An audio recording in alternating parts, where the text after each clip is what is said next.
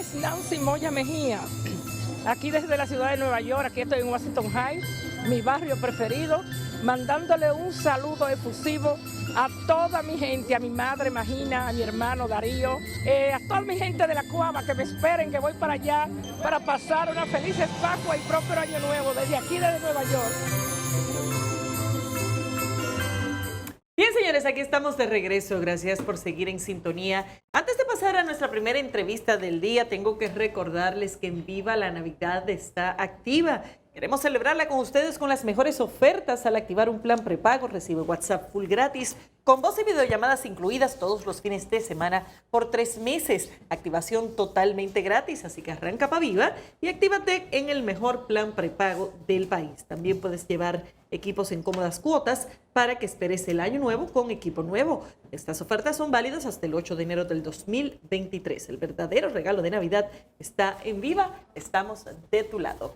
Y estamos de regreso para pasar a nuestra primera entrevista del día y vamos a darle la bienvenida a José Dantes, quien se encuentra con nosotros, miembro del Comité Político del Partido de la Liberación Dominicana y secretario de Asuntos Jurídicos de esa misma organización. Bienvenido, José, un placer tenerte con nosotros. Gracias, buenos días para los tres. Buenos días, ¿qué tal? Bueno, y el Congreso como que se ha activado en esta curvita final del año y le han puesto el acelerador a algunos proyectos que ya el PLD ha manifestado su preocupación. Está el tema de la ley de régimen electoral y está el tema también de fideicomiso público.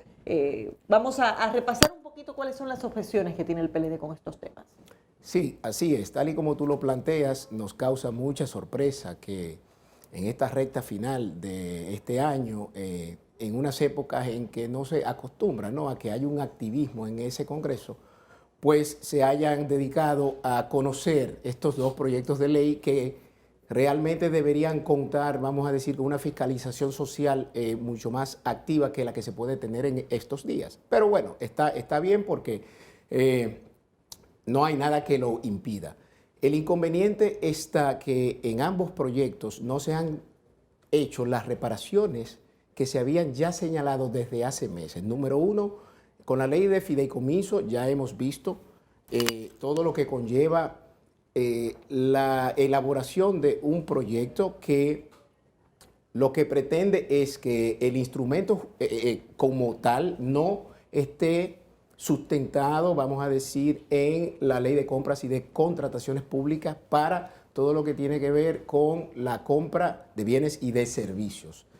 Esto realmente va en contra de la transparencia. ¿Por qué? Porque salvo las instituciones que tienen rango constitucional, los órganos constitucionales son los que no se encuentran, en este caso, sometidos a la supervisión de compras y contrataciones públicas. ¿Por qué? Porque hay una sentencia del Constitucional que así lo determinó en el 2014. Entonces, cuando en un proyecto de ley donde el Estado va a aportar una serie de bienes que van a ser parte de un patrimonio fideicomitido, el cual puede ser en todo caso traspasado a un tercero, esto realmente debe contar con una serie de controles y ese control es la supervisión del Congreso Nacional.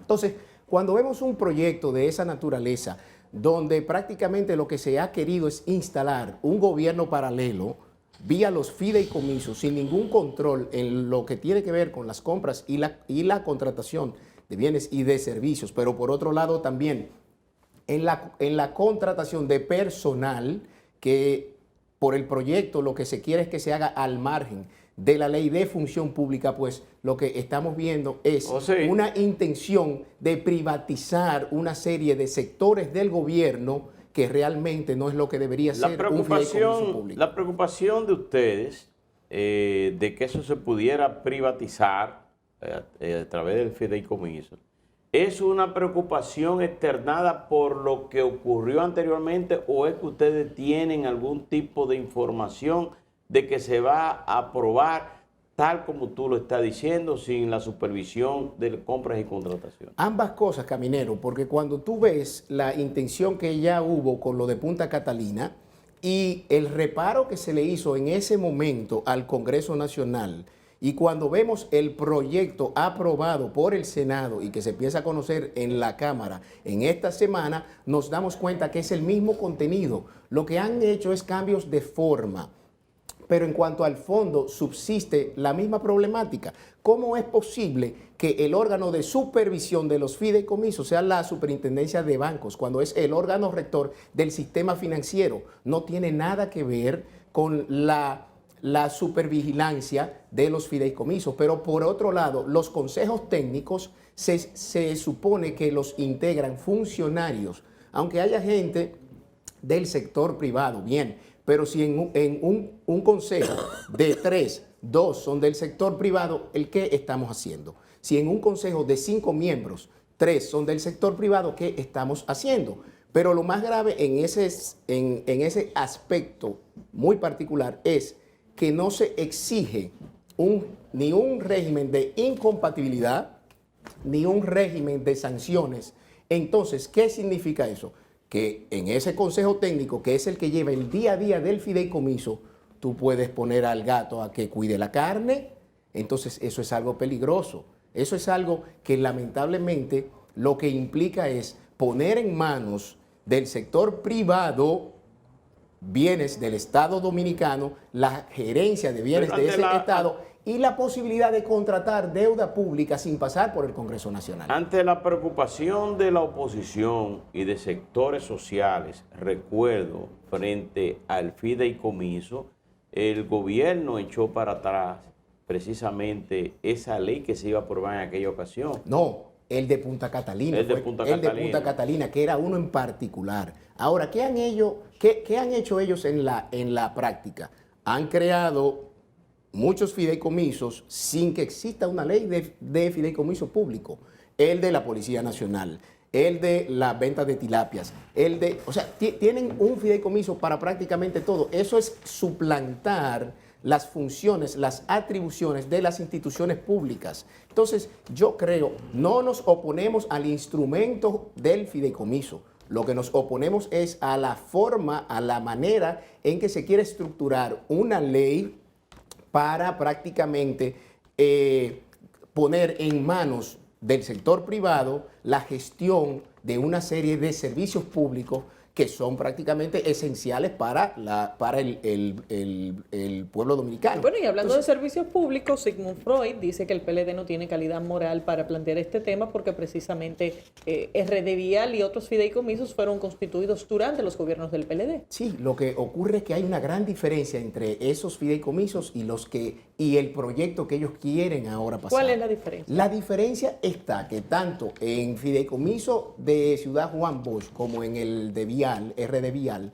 todos los procesos de compras y de contrataciones fueron hechos al amparo de la ley 340-06.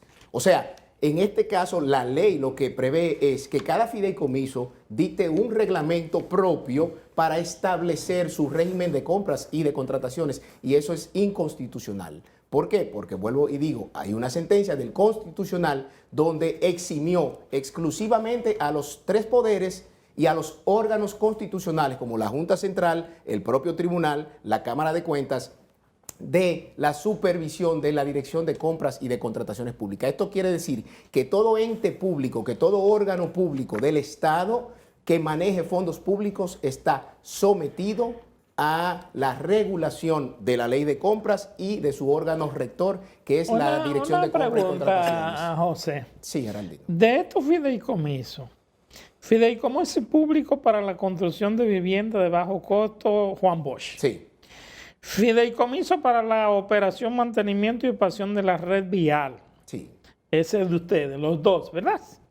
Fideicomiso para desarrollo turístico de Pedernales. Fideicomiso Fondo de Garantía para Pequeñas y Medianas Empresas PYME. Fideicomiso para el reacondicionamiento de museos. ¿Cuáles de esos fideicomisos son de ustedes? Bueno, de ustedes vamos a decir de la gestión de nuestro partido. Los 2 primeros, Ciudad Juan Bosch y RD Vial. El de Pedernales se comenzó a trabajar en él, pero nunca se concretizó porque no nos dio tiempo. Ahora, esos 2 fideicomisos ambos fueron aprobados por el Congreso Nacional. El patrimonio que se aportó, que el Estado como fideicomitente aportó a ese fideicomiso, pasó por el Congreso Nacional, fue sancionado por el Congreso Nacional y en consecuencia el traspaso, en este caso vamos a decir de Ciudad Juan Bosch, de los apartamentos que se construyeron a los adquirientes, estaba sancionado por el Congreso Nacional, validado. En ese el Estado aportó los terrenos y las obras públicas, entiéndase, las calles, las aceras, los acueductos, el sistema de alcantarillado, las escuelas, las obras públicas. Y el sector privado construyó las viviendas.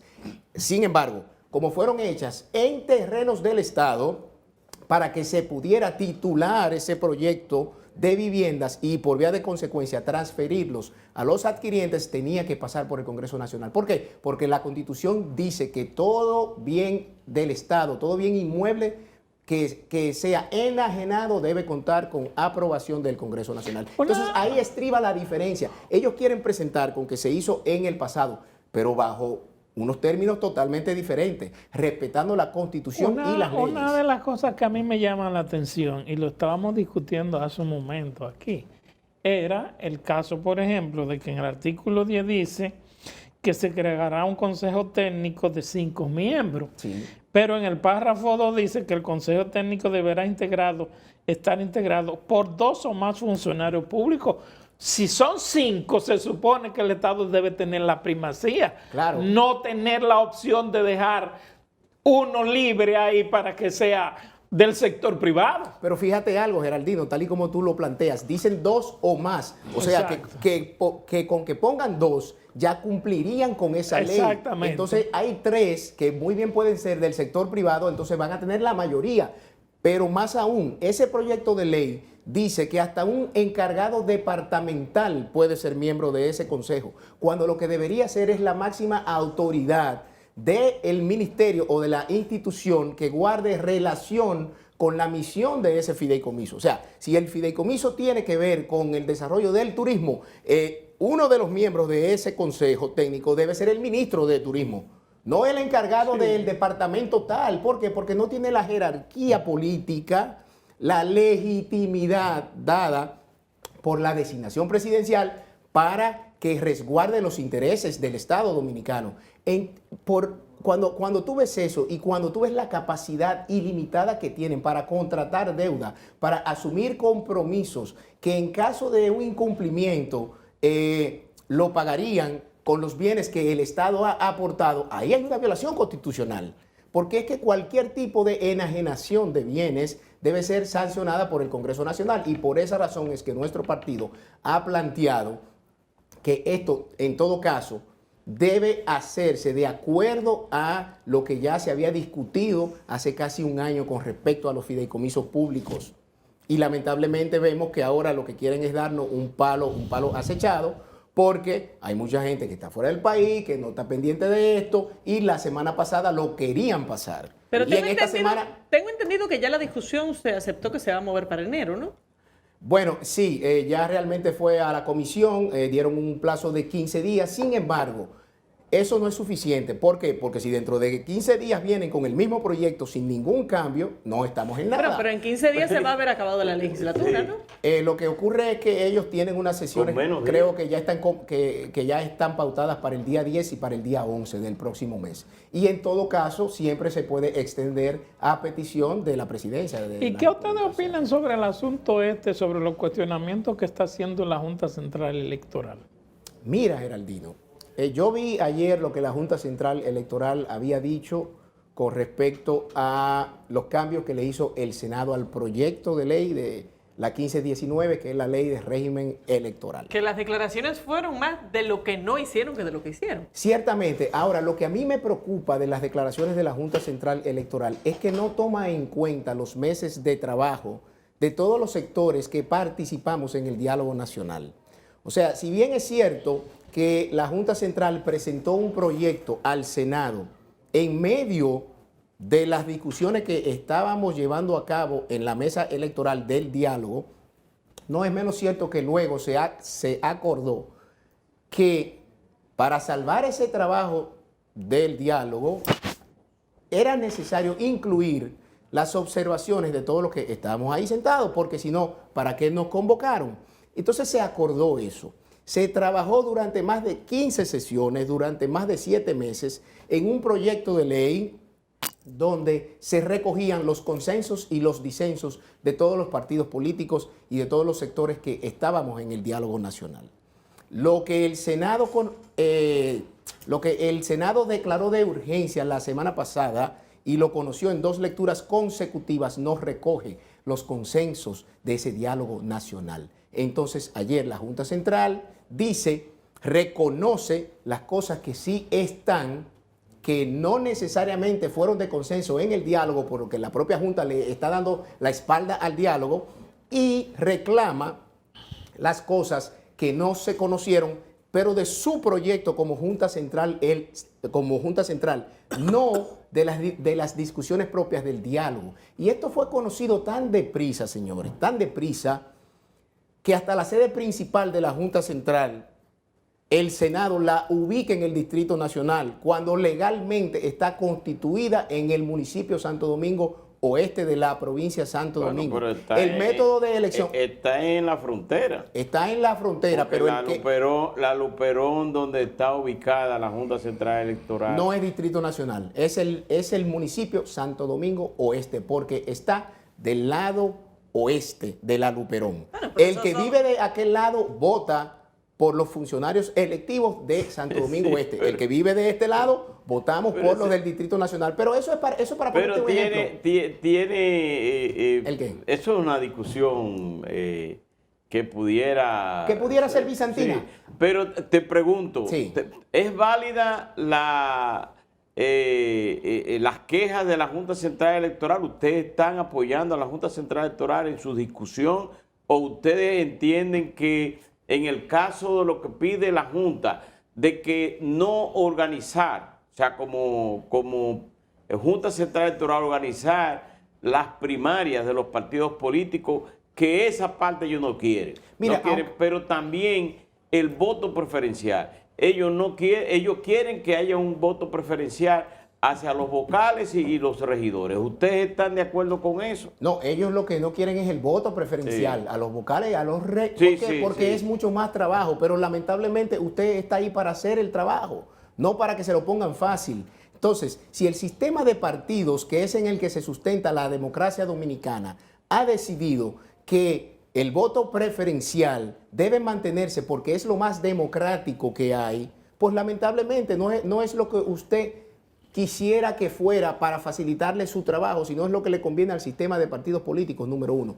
Número dos, la Junta Central ha defendido su proyecto, no ha tomado en cuenta los 7 meses de trabajo del diálogo nacional. Entonces, ¿para qué nos convocaron? ¿Para qué este gobierno convocó a un diálogo nacional con 12 áreas temáticas? Dicho sea que la que cumplió fue la del tema electoral, la única que cumplió, para que luego sus senadores y sus diputados ignoren por completo lo que fueron estos debates, estas discusiones de consenso, y que, por ejemplo, se quede fuera el concepto, la definición de lo que es un tránsfuga, y mucho más aún de que no se contemple ningún tipo de sanción a esa práctica tan maliciosa que hace tanto daño a la democracia dominicana.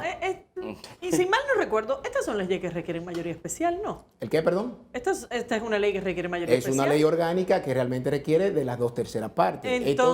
Entonces aquí básicamente es PRM y Fuerza del Pueblo que lo han aprobado en el Senado. Yo no sé si la Fuerza del Pueblo... PRM no lo pudiera aprobar solo. No, sí pueden. Pueden porque ellos tienen 19 senadores. Sí. Bueno, le faltarían 3, pero recuérdate... Fuerza del Pueblo. Pero si no contó con 22 senadores, creo que son 22, no se votó como una ley orgánica. Entonces hay que ver... ¿Es una ley orgánica? Claro que sí, es una ley orgánica porque te regula un derecho fundamental que es el del sufragio activo, ¿no? Pero por lo que tú dices, entonces, en la Cámara de Diputados la discusión va a ser todavía más difícil, porque ahí las 2/3 partes son más difíciles por la mayor participación del PLD. Claro, pero lo que queremos es que nosotros podamos retomar lo que fueron los consensos del diálogo nacional, ¿Por qué? Porque lo que se quiere es una ley que se consensúe en la mayor medida posible. Porque de lo contrario lo que vamos es a, número uno, haber hecho perder el tiempo y una serie de recursos al Estado Dominicano y a una serie de sectores que participaron de una manera activa confiando en un proceso de diálogo, y por otro lado no vamos a dotar al sistema electoral de un marco legal actualizado que garantice la organización de unas elecciones justas, libres, transparentes, equitativas y objetivas,